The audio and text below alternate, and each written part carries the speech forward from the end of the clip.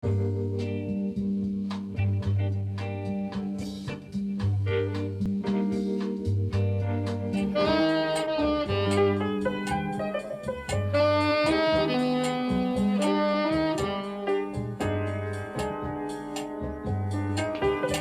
clímax de los regímenes políticos racistas se dio en el siglo XX.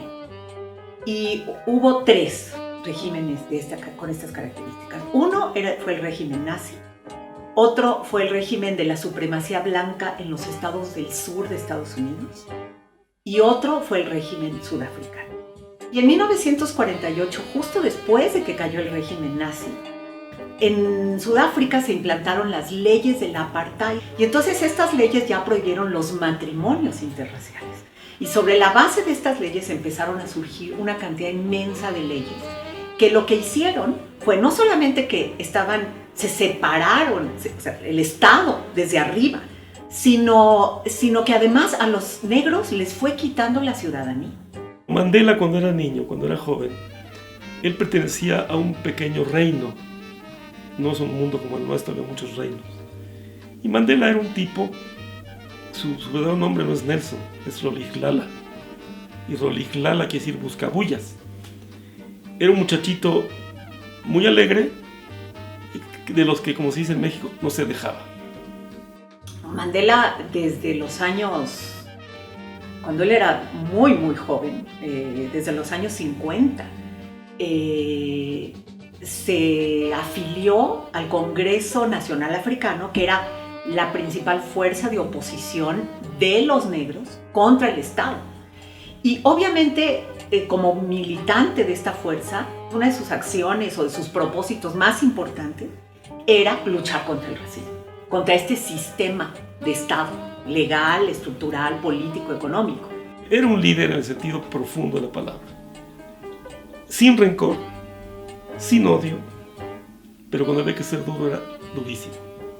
Y estaba de universitario y por una injusticia por la comida renuncia a la carrera y llega a Johannesburgo como estudiante de leyes y funda con Oliver Tambo un despacho de abogados que nada menos ni nada más estaba inspirado en Mahatma Gandhi.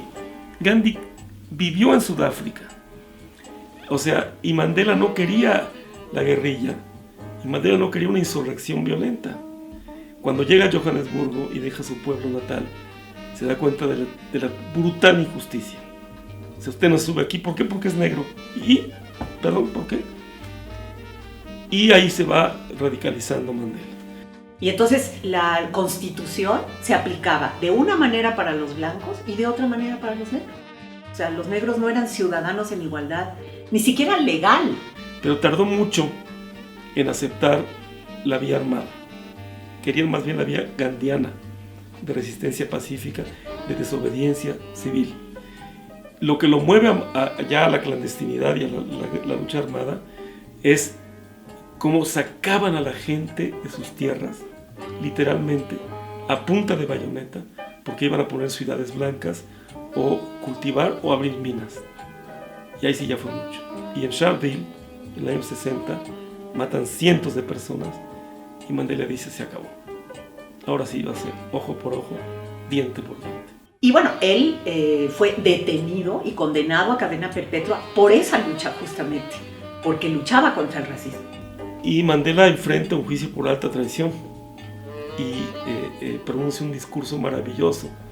Y ahí es donde dice: yo me debo a la lucha para construir una nación sin odios, sin rencores, sin blancos ni negros, una nación arcoíris. Y dice que el juez no se atrevía a sostenerle la mirada. Ahí está la mirada de Mandela. El juez bajaba la cabeza. Y por tanta presión internacional, le conmutan la pena de muerte por prisión perpetua. Y ahí se va a su larga travesía de prisión de 27 años y sale a sus no muy jóvenes 73 a la apoteosis de la transición.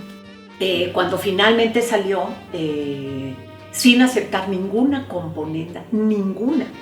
Lo que fue fundamental en su actuar, antes de ser presidente y cuando ya lo fue fue que él planteó que para luchar contra el racismo en Sudáfrica había que establecer una comisión de la verdad y la reconciliación, y logró que las víctimas y los victimarios trataran de llegar a una situación de cierta paz y de cierto perdón y de cierto olvido, no olvido, pero de cierto perdón histórico, cosa que es muy difícil de lograr, pero lo logró.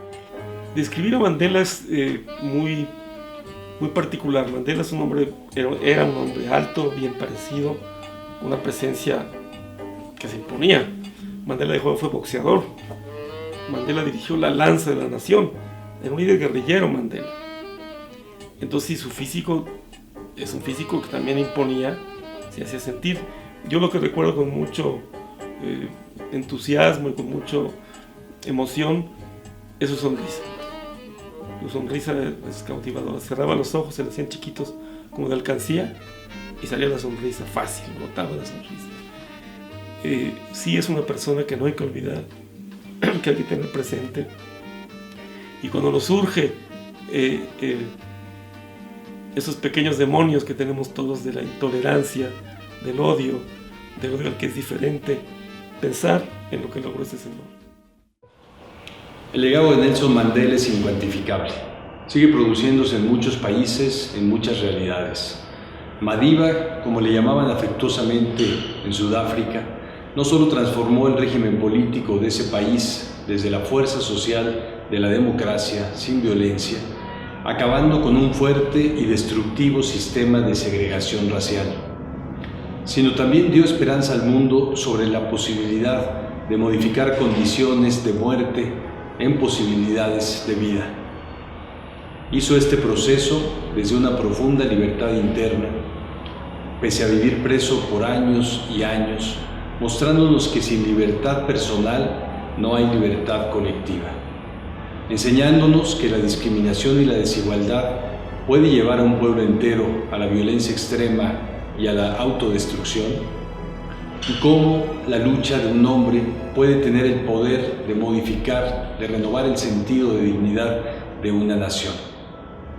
El legado de Nelson Mandela incluye su lucha contra toda forma de discriminación racial, incluye también su apuesta probada de que los derechos humanos no solo deben ser indicador de gobernabilidad democrática, sino deben ser el eje central de cualquier sociedad libre. Madiba hizo, en un contexto de dolor, de segregación y de exclusión legalizada, un largo camino hacia la libertad. Esa es la invitación que nos sigue haciendo hoy y es la invitación que nos hace esta exposición, a cada una y a cada uno de nosotros, a que hagamos ese camino de libertad y le demos posibilidad con ello a México también de hacerlo, de crecer en su dignidad como nación, en la esperanza de su futuro. Aprendamos de Mandela cada día y que su legado se reproduzca en cada una y en cada uno de nosotros.